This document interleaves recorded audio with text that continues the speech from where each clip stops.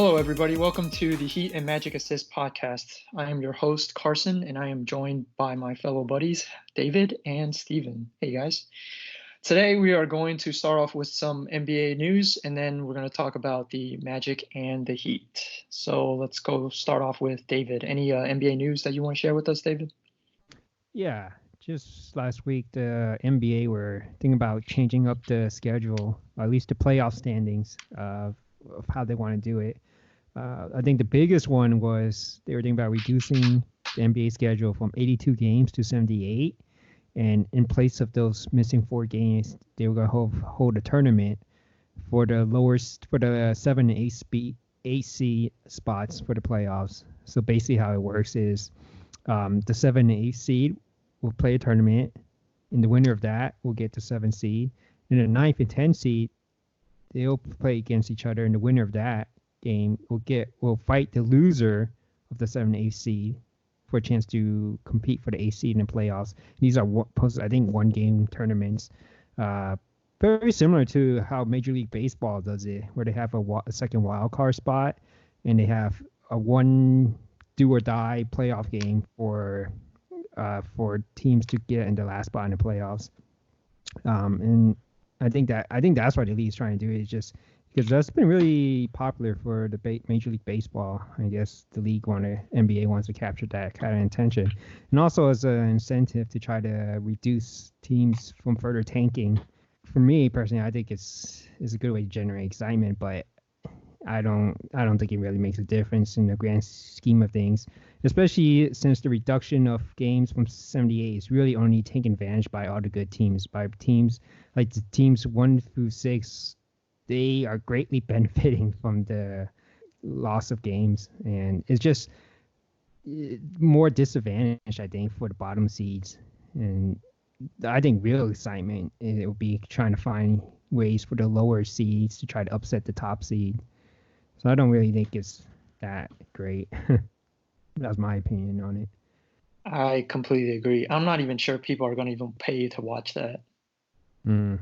To watch because if you a bunch of lower seeds team it's like a bunch of like Division III like college teams fight each other for playoff spot. Come on, I'm not gonna do that.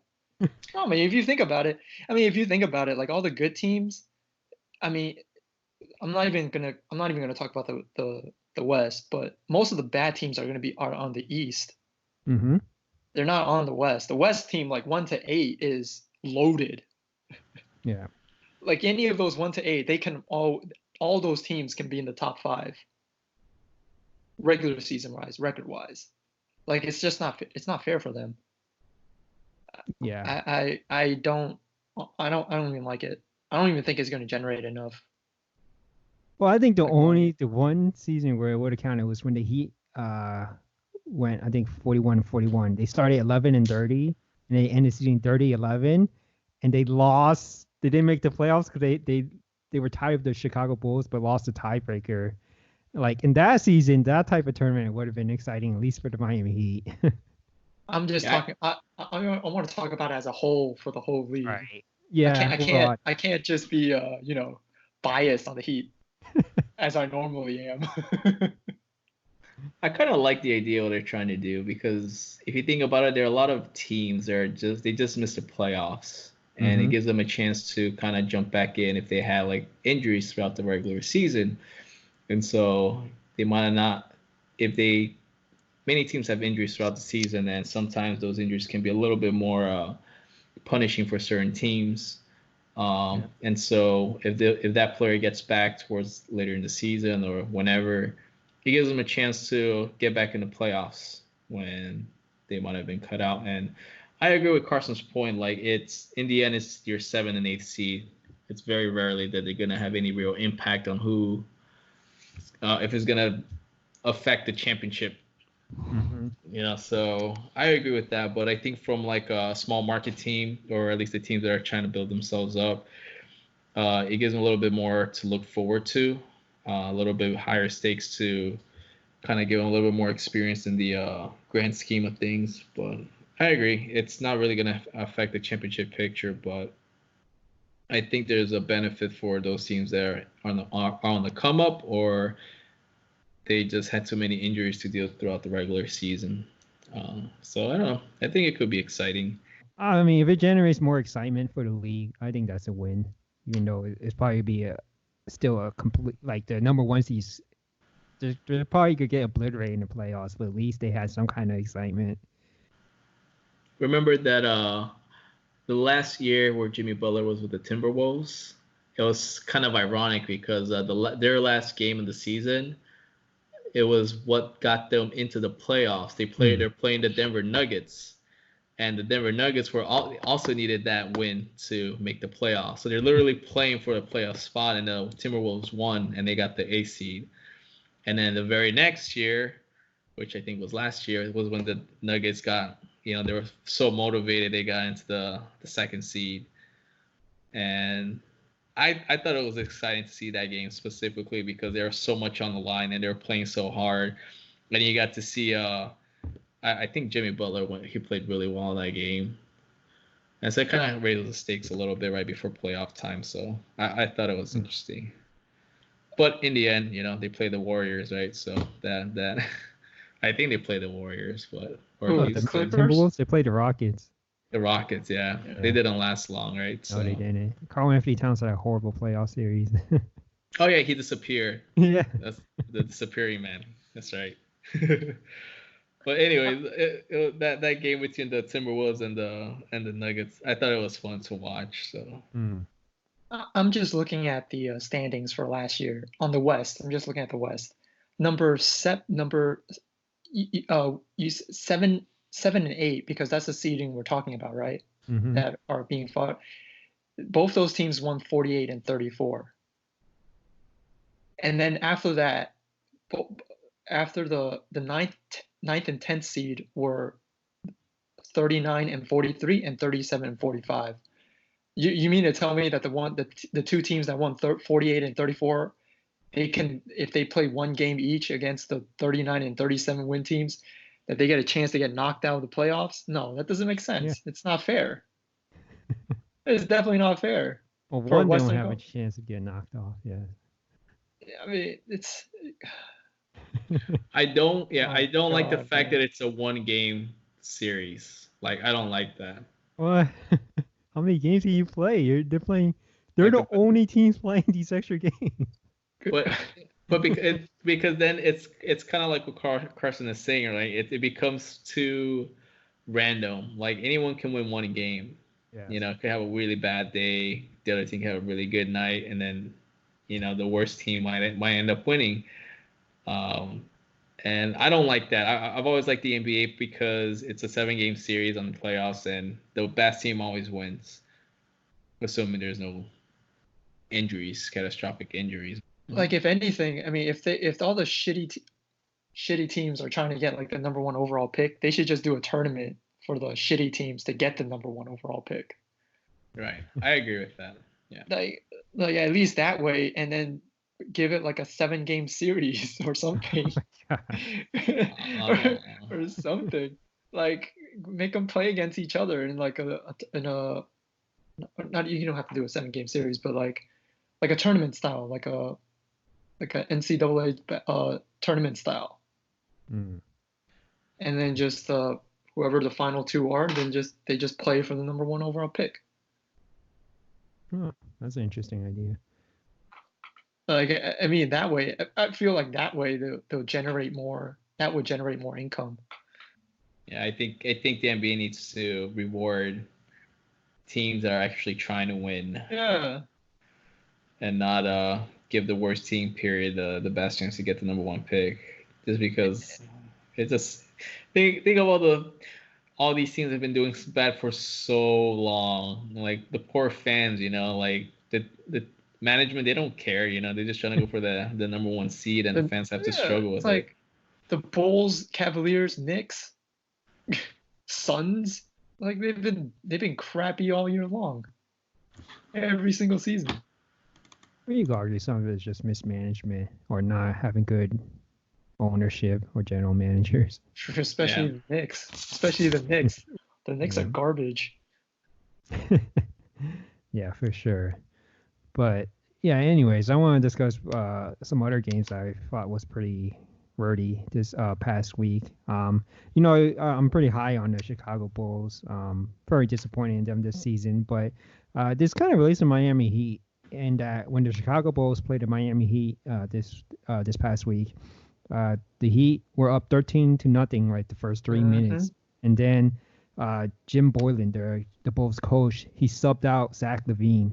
You could argue the best player on the Chicago Bulls. 3 minutes into the game, and when in the post game interview when asked about it, he was saying Jim Boylan, the coach, was saying, "Oh, Zach LaVine made these 3 defensive errors, and he just had to sit out to correct these mistakes." And it just seemed like he singled out Zach LaVine, and so there's this drama going on between the head coach and the star player of the Chicago Bulls. And I think that's noteworthy because the very next game was a back-to-back. The Chicago Bulls played the Charlotte Hornets, and Zach LaVine went off. He had 49 points, a career high, and he shot 13 out of 17. 13 out of 17 from 3 points. Not free throw, not overall field goal percentage. 13 out of 17 from 3-pointers, including the last second game-winning 3. He shot 13. He attempted 17 three-pointers and made 13 of them? Yes. I think it tied the NBA record. Wow. Yeah. Wow, impressive. What was more impressive was in that game, the Charlotte Hornets were up by 8 with 45 seconds left, and they lost by 1 to the Chicago. They lost by 1. A game-winning 3 from Zach LaVine. Holy crap. It was crazy. He kind of had like a wide-open shot from the baseline to tie it, but he deliberately went out to the 3-point line and shot really hard, like really tough fadeaway 3, and won it for the Bulls. But like fans were saying that was the FU game to the coach from Zach LaVine. But then that was quick. But then they played the Portland Trailblazers and they promptly lost. Where Carmelo Anthony had like his best game this season so far. But yeah, Chicago Bulls not a good team. Huge disappointment. But one other funny thing I saw this weekend was the Rockets versus the LA Clippers. Also down to the last second play, the Rockets were down 1. They had the ball, and Russell Westbrook passed it to James Harden on the top of the 3-point line. Kawhi Leonard and Paul George double team James Harden. So James Harden passed out to Russell Westbrook, and he was wide open for a 3. But since Paul George was doubling James Harden, as soon he followed the ball to pass to Russell Westbrook. As soon as Paul George saw it was Russell Westbrook about to shoot the 3, he didn't even guard him at all. He ran straight towards the rim for the rebound. He left Russell Westbrook wide open. As soon as Paul George saw it was Russell Westbrook taking a 3, he ran straight to the basket. Just like really big, just a huge disrespect. But to be fair, Russell Westbrook is, I think, shooting like 22% from threes this season. And not only but he was wide open for a 3, but they were only down by 1. There was 6 seconds left when he took that shot. So he could have tried to drive in, or he didn't have to go for a 3 where he's shooting 20%, and opponents are just letting you shoot it. And obviously the Rockets lost that game. But I just thought that was hilarious. Paul George just completely didn't even bother guarding him. Russell Westbrook needs to not take so many 3s and long 2s. Yeah. Well, speaking of the Rockets, they're playing the Heat today. Yes. And I'm looking at the injury report, and they have their one of their starters is questionable today. Clint Capella. They're one of their better defensive players. So tonight, expect maybe another 150 to 160 point game. Yeah. I'm just saying. Yeah, I don't expect it to be a blowout again by the Heat. I'm not expecting them to be blowout either, but I'm expecting the game to be very high scoring. They should double Harden and just try to let Westbrook win the game for them. Yep, I completely agree. Completely agree. Let him shoot. Let him shoot. That's another. That's one thing I had an issue with when they were playing the 76ers. Oh, that was a terrible game. Like, they should have kept double teaming Joel Embiid and let Ben Simmons just shoot. But Jason Richardson went off too. You mean Josh Richardson? Josh Richardson, sorry, yes. He went off for the Sixers. Yeah, like 29 right? Something like that. I think he had 30. Oh. Damn, 30. I don't remember him ever doing that for the Heat.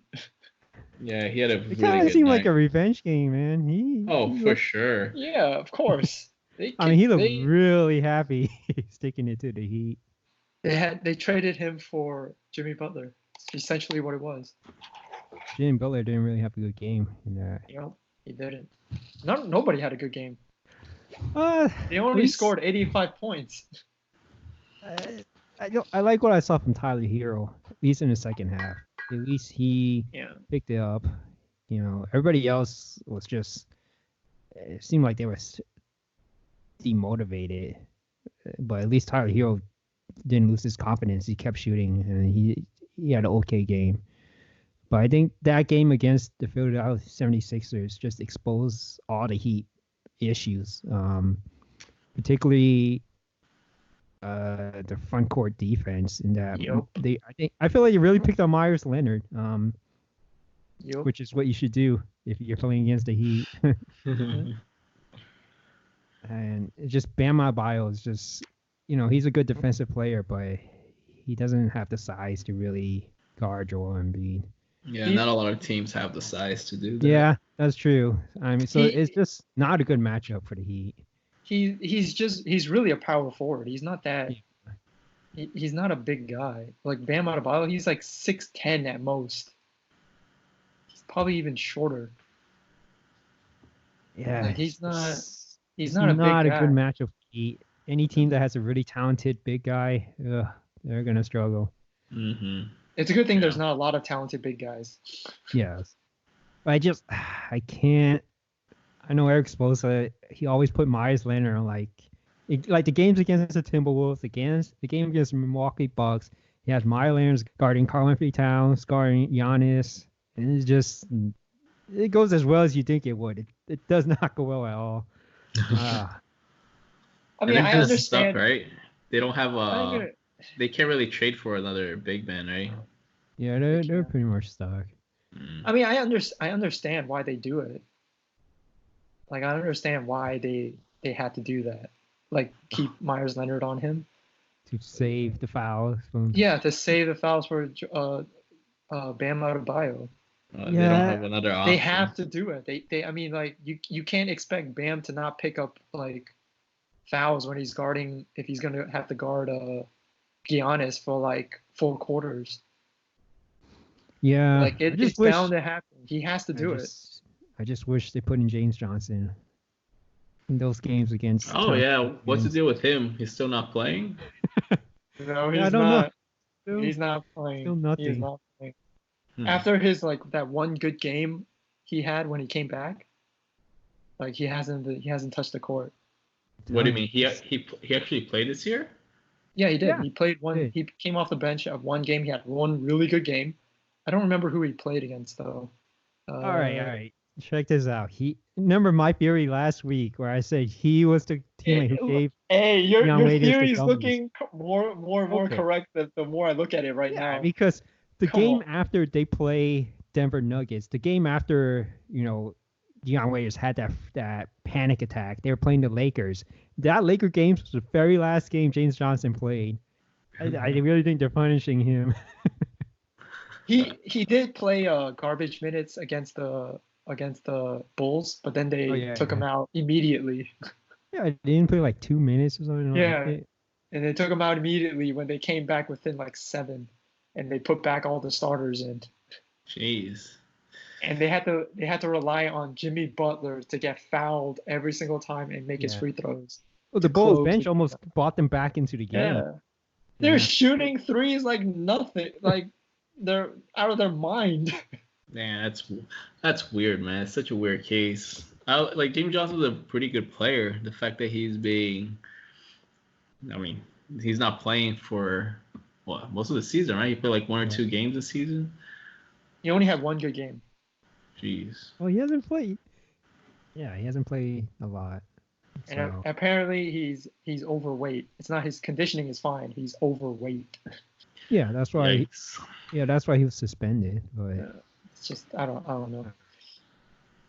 I was hoping that their other rookie would be able to develop, but apparently not. I think some other issues that I'm worried about for Miami Heat, even though they went 3-1 this past week, Jimmy Butler's still not shooting it that great, especially from 3-point. Yeah. He's only shooting 26% on 3-pointers this season. Yikes! Yeah. He's not taking a lot though. He hasn't. He's only averaging 2.7, but he's gonna need that. He's gonna need to hit some 3-pointers. You can't rely on just always driving to the rim and going to getting free throws. I feel like he was a mid-range shooter. Like that's what. Yeah, that's true. Like he shouldn't be shooting threes or anything like that.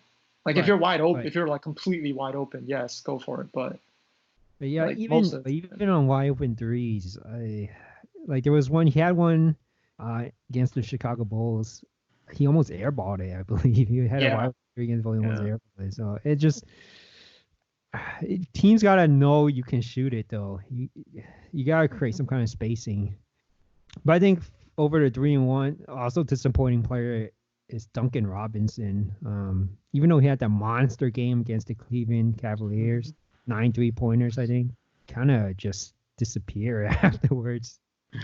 3 games. I think you answered your own question, or I don't know if it was a question, but it was a monster game against the Cleveland Cavaliers. Monster.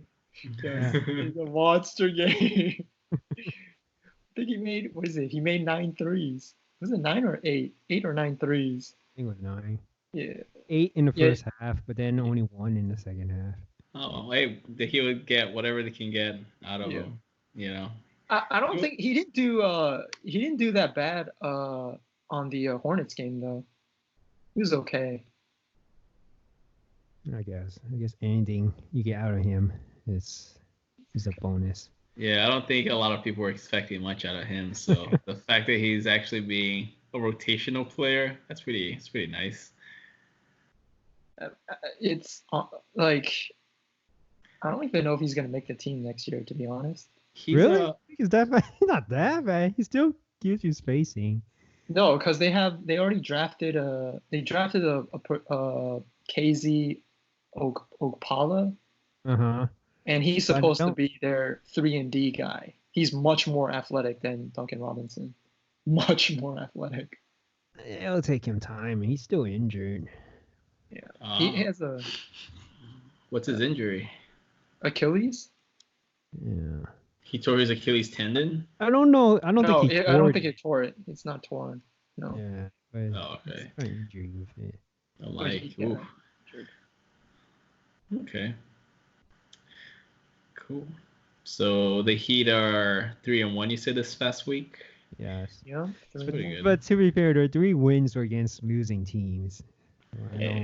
Hey, at least it's better than last season. They were losing against teams they should have been winning. That's true. But the one competition they faced, they got obliterated. Yeah. I mean, it's not like they do have some. They did beat some good teams. They did beat the Rockets. Yeah. I'm not saying they had an easy schedule or anything. Yeah. But and I think Philadelphia is just not a good matchup for the Heat. Yeah, they're not. Yeah. I mean, we'll see tonight against the Rockets. I mean, after the Rockets, their next 3 games are Warriors. They should win that. Yeah. The Brooklyn Nets, they should win that. Yes. And the Raptors, they're probably going to lose that because the Raptors is away, so they're probably going to lose that. Yeah. The Raptors are a really good team. Yeah. And then after that, they played the Boston Celtics. They're going to lose that too, probably. Yeah, they probably will. I don't know. See how we're... I think it's a good matchup for the Heat. I wouldn't say it's a guaranteed win for the Celtics. I think it's a good matchup. They could win, I think. I give the Celtics more because it's a away game. If it was a home game, I'll give it to the Heat. Mm-hmm. But it's away though. I think it's a good matchup. I think the Celtics they have the edge, but they're going to lose that one. They're definitely going to lose that one because it's also a back-to-back. Oh, damn. Another one. They're playing the Raptors on the 3rd, and they're playing the Celtics on the 4th, and both of them are away. Ouch. They're gonna lose one of them. Or both. Yeah, or both. That's rough. That's rough, man. All right, so that'll be a good test of the Heat.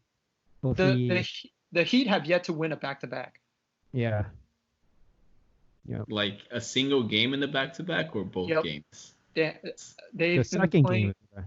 Yeah, the second game of the back-to-back. They have yet to win. Yeah, that's understandable. That's understandable, especially since they're playing like really good teams. Like 76ers was the second game. Yeah. And then their first back-to-back was against the Lakers. Timberwolves. Yeah, and then the Timberwolves. The Timberwolves were the first back-to-back. Then they had the Lakers on their second back-to-back, and then they had the 76ers on their third back-to-back. So like, that's tough schedule.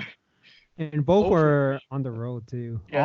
All those were all of them were on the road. Yeah. All of them were on the road. Yeah. They're undefeated at home. Mm-hmm. Well, speaking of the road, the Orlando Magic are finishing their road trip tonight against the Cleveland Cavaliers.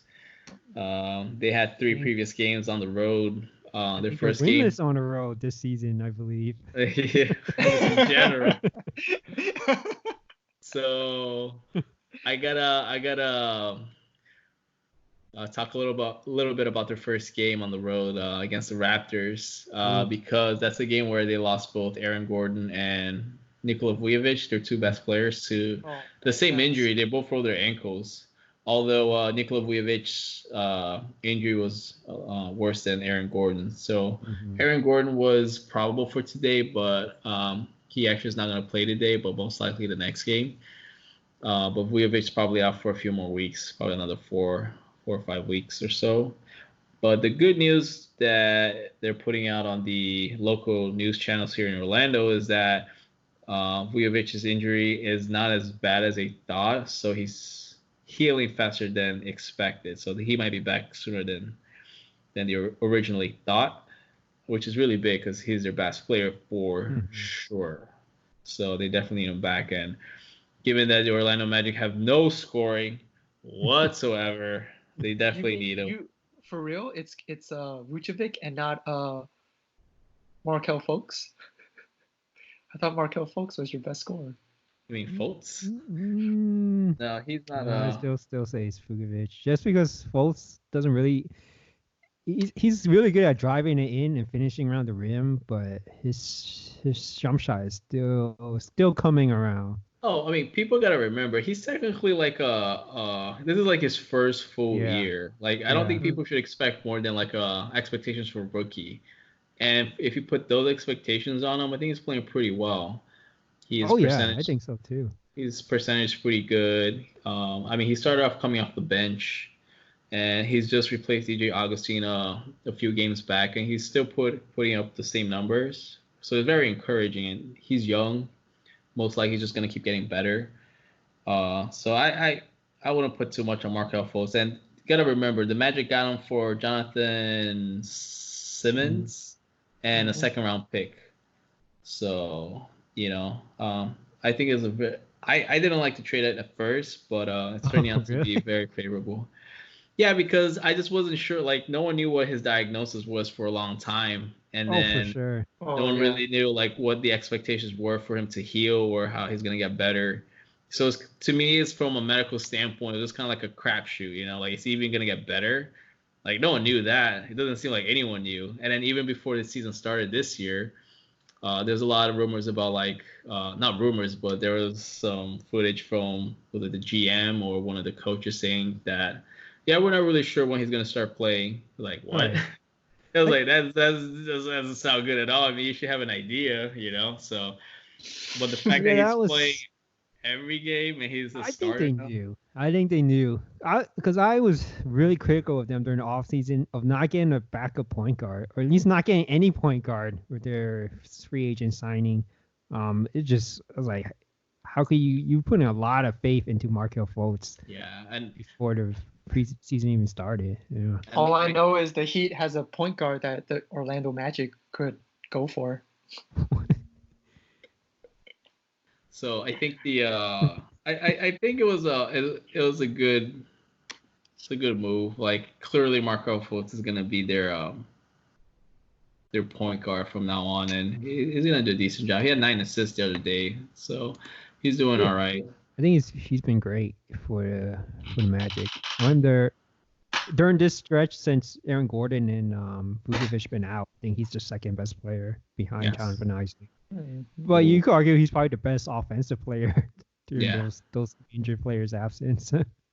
It's Evan Fournier has been he's been somewhat more consistent recently, but come on, man, how long is that gonna last? Against the Pistons. Yeah, he's kind of has a good game and then a bad game, but he's shooting 42% from 3. So how long is that gonna last though? Well, it's not regular season. He tends to do pretty consistent. It's just the playoff is where he tends to kind of disappear. But like they need. As much as I'm not a fan of Fournier, given his contract and how he doesn't perform on a consistent basis, his lack of defensive prowess, the Magic do need him very much so. But but like what David touched on that was very important to mention is Jonathan Isaac. Like he's a huge revelation this year because like I was watching the Magic play a decent amount last year and he was nowhere near this good last year. It didn't seem like he was gonna get anywhere. People were trying to compare him to Pascal from the Toronto Raptors for the Raptors, and like I can see it now. Like not necessarily from an offensive standpoint, he still has a long way to go, but defensively he's there, and then offensively, these are his numbers offensively right now. He's averaging 13 points a game, 49% field goal percentage, and 38% from 3. 84% from the free throw. So, he's not necessarily a powerhouse on the offensive end, but he's definitely showing a lot of improvement. And he's so young too. I think he's 22. He's 22 right now, and he just keeps improving, man. He's gonna be a beast. Like he's already second in blocks per game in the whole league. And he's just like David and I were talking before you joined us, Carson. He's just, he's super athletic on the defensive end, and he's just, he's everywhere. It's kind of crazy. I think it was the Pacers games I was watching. He was involved in like every defensive play. Even he was like poking balls away from players that he's not been supposed to guard, and he's just so involved in the defense. He has good size. He has quick hands. If you're not paying attention, he's gonna strip the ball from you, and like you need to be fully aware of your surroundings. He's very active defender. Yeah, and that's really good because and that's the thing. Like that sort of defensive prowess is like it's not something that you can really be taught. It's like he just has a knack for it, and any team that has any contender would love to have a player like him. Who can just play very good, strong defense. Pretty much any position. I'm pretty sure he could guard all the way down to a point guard position, just given his length and size and athleticism. And he's making his 3-point shots like on a 38%. That's pretty damn good. So I think the Magic should definitely do whatever they can to try to keep him around. And I know it seems kind of like, well, he's not a star player, but you got to keep coming from a Magic or an Orlando resident. You got to understand that the Magic has this tendency to draft some pretty good players that develop right after they leave Orlando, like Victor Oladipo, Tobias Harris. Even Serge Ibaka had a monster. Serge Ibaka, went from the Thunder and then eventually made his way to Orlando, and did nothing. Became obscured himself, and got traded in less than a year to the Raptors, where they're making very good use out of him. And he got a ring. He got a ring. And who did the Magic get? Oh, the Magic got Terrence Ross for Serge Ibaka. This is a very questionable trade. So, So, well, you gotta remember this. I didn't hate that trade though. It seemed like Ibaka quit on the Magic. It seemed like Ibaka was not trying for the Magic, and at least they got something out of there. It's partially Ibaka's fault, but it's also, if you think about it, I think Ibaka came in as part of the Victor Oladipo's trade to the Thunder. So eventually, Victor Oladipo became Terrence Ross, and Victor Oladipo became a All-Star for Indiana. So we traded an All-Star talent for at best, a mediocre six-man. Oh, that's being kind. I know. I think he's gonna hold back the match. His contract. He's gonna hold them back for the next 4 years. Yeah. They can't waste their. Oh man, they can't. They have so limited like salary cap space. They can't waste it like that on Terrence Ross.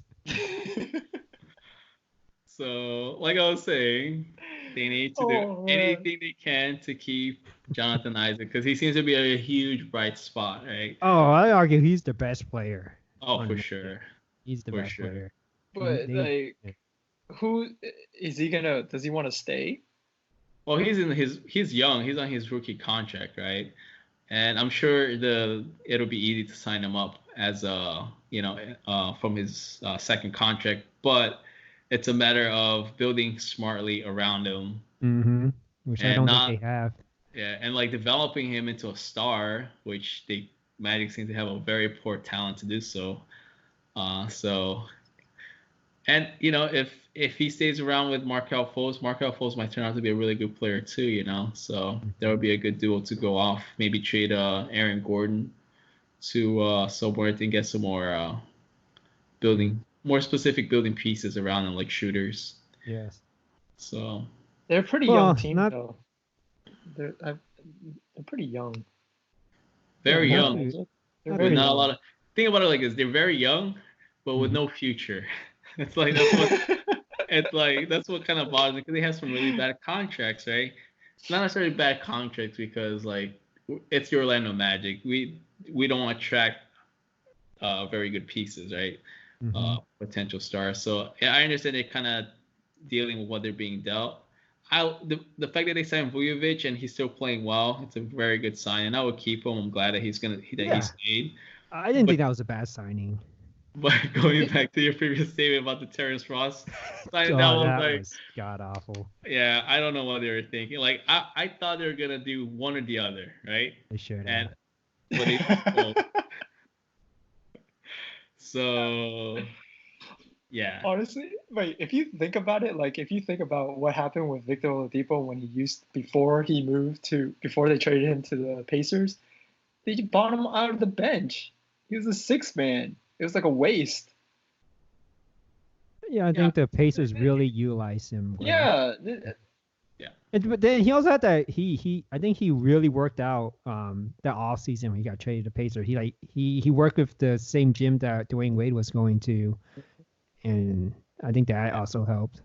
And I mean, when he during his draft, analysis,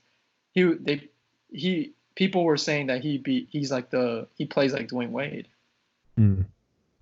I think a lot of people say this, and I think Oladipo even said it, that it's not Orlando's fault because like he had to go through those setbacks, right? Like being underappreciated, not performing to people's expectation, and then finally being traded to Indiana for him to really get that kick in the butt to get him motivated and start working really hard. Like he also said that playing with Westbrook kind of really showed him like what it takes to be an all-star performer. But I don't buy that. It might be true, but it's like, come on, man. It's like the Magic had him, if they knew how to develop players, he wouldn't have to go through this, motivational, story of, doing bad for. Anyways, I don't want to ramble, but they should have just gave him to the Heat. Let the Heat develop. Give the Magic front office some credit. At least one thing I love about what they do is with the contracts, they front load their contracts. Like the Aaron Gordon, the Vujovic contract, they get paid more upfront in the first few years, and then it declined as the year progressed. So I think that's a really smart move I don't think a lot of front offices, organizations do that, nor do they even have the opportunity to do that. So I think that's a really smart move for them. At least they do that for multiple players. I would argue that is just because they're probably the only team that are really willing to pay that much to them in the first place. I mean, look, I like them both, right? But if you're thinking about any of the big market contenders paying that much money for them, like it wouldn't happen, right? And so the only thing that I mean, if it was a big market contenders, like look at New York. Well, the owner doesn't really pay them, but they're not contenders, right? And the thing is, like, none of those contender teams, like, you know, like let's say the Rockets, the Lakers, whatever, right? If they had any money, they're not gonna spend on a Vujovic or an Aaron Gordon, you know.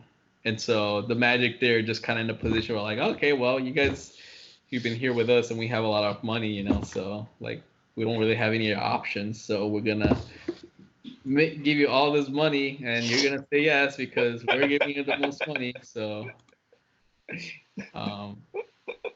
and which it's fine, right? It's just it kind of hurts to think about, like, we had Oladipo, we had Tobias Harris at one point, and you know they're all kind of pretty good. But I digress. The Magic are winless in their road trip. Tonight's the last game, which is against the Cleveland Cavaliers, I believe. Yes. And I hope they win. I really do hope so. They have a very good chance to win. I don't know if they. I think losing Vukovic is a huge loss for the Orlando Magic. I don't like the playoff chances. Let's hope they're not in too deep of a hole when he comes back. Yeah, I agree. I think it's definitely in jeopardy. Definitely agree with you. Yes. But you guys have any? Oh, sorry. Go ahead. I was gonna say with Vukovic out, at least more minutes up to Mo Bamba. I was thinking so, but they're putting Cam Birch. Yes. Oh yeah.